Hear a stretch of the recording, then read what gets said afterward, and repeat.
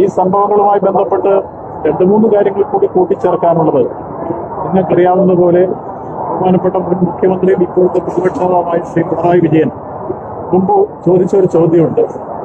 Z category security സംവിധാനമുള്ള സോണിയാഗാന്ധിയുടെ വീട്ടിൽ മുൻ മുഖ്യമന്ത്രി കരുണാകരന് പോലും അനുമതി നിഷേധിക്കപ്പെട്ട സാഹചര്യമുണ്ടായിരുന്നു. പക്ഷേ സ്വർണം കട്ടവനും സ്വർണം വാങ്ങിയവനും എങ്ങനെ രണ്ട് എം പിമാരുടെ സാന്നിധ്യത്തിൽ ആ സോണിയാഗാന്ധിയുടെ വീട്ടിലെത്തി?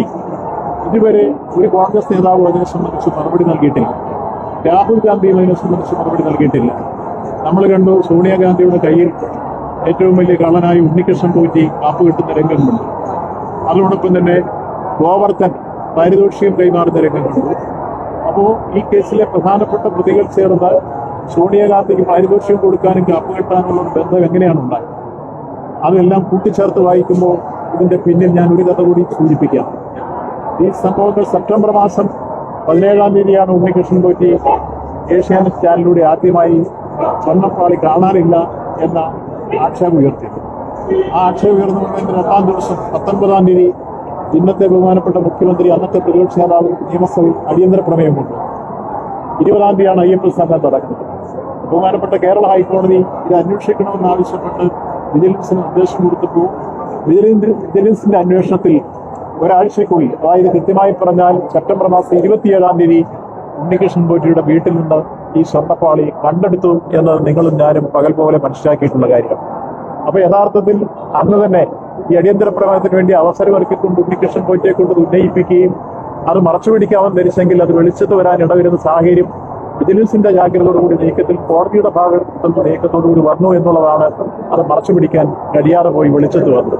അതിനെ തുടർന്നുള്ള അന്വേഷണം വരുമ്പോൾ നമ്മൾ കണ്ടെത്തി ഇതിൽ ഏറ്റവും പ്രധാനപ്പെട്ട പ്രതിയായ ഉണ്ണികൃഷ്ണൻ പോറ്റിയും അതുപോലെ സ്വർണം ഏറ്റവും കൂടുതൽ മാറ്റുന്നതിന് വേണ്ടിയുള്ള പ്രക്രിയ നടത്തിയിട്ടുള്ള ചെന്നൈയിലെ സ്മാർട്ട് ക്രിയേഷൻസും അതിന്റെ CEO ആയിട്ടുള്ള പങ്കജ ഭണ്ഡാരിയും അപ്പോൾ ഈ സ്വർണം വാങ്ങിയ കർണാടകത്തിലെ ഗോവർദ്ധനും എല്ലാം ഇതിലെ പ്രധാനപ്പെട്ട പ്രതികളാണ്.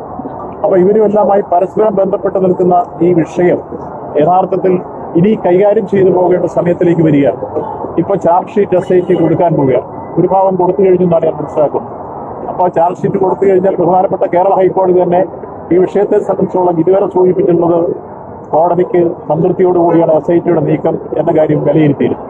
അപ്പോൾ അവരുടെ റിപ്പോർട്ടൂടെ കിട്ടിക്കഴിഞ്ഞാൽ കേസ് ആദ്യം കൊല്ലത്താണ് നടക്കുന്നെങ്കിൽ പിന്നീട് വരുന്ന ഹൈക്കോടതിയിലാണ്. അപ്പോൾ കാലേക്കൂട്ടി ദേവസ്വം വകുപ്പിന് വേണ്ടി ഒരു സ്പെഷ്യൽ GPയെ നിയമിച്ചുകൊണ്ട് ഈ കേസ് അട്ടിമറിക്കാൻ വേണ്ടിയുള്ള ഒരു നീക്കത്തിന്റെ ഭാഗമായിരുന്നു ഈ പ്രധാനപ്പെട്ട ഇല്ലാത്ത പോസ്റ്റ് ഉണ്ടാക്കിയുള്ള നിയമനവും അതിന്റെ പിന്നിലെ ദുരൂഹതയും. ഇതിന്റെ കൂട്ടത്തിൽ ചേർത്ത് നമുക്ക് വായിക്കാം. ഇന്നത്തെ ബഹുമാനപ്പെട്ട മുഖ്യമന്ത്രി ആകുന്നതിന് മുമ്പ് ഒരു സ്പെഷ്യൽ ഫ്ലൈറ്റ് ചാർട്ട് ചെയ്ത് മംഗലാപുരത്ത് പോയി അദാനിയെയും അതുപോലെ ഇന്ത്യയുടെ ജനപ്രതിയെയും കാണുമ്പോൾ അതിൽ ഈ സ്വർണ്ണക്കള്ള കേസുമായി ബന്ധപ്പെട്ട് ഇതിൽ SIT ചോദ്യം ചെയ്ത പ്രതി കൂടി ഉണ്ടായിരുന്നു എന്നുള്ളതാണ് അതിലെ ശ്രദ്ധേയമായ കാര്യം.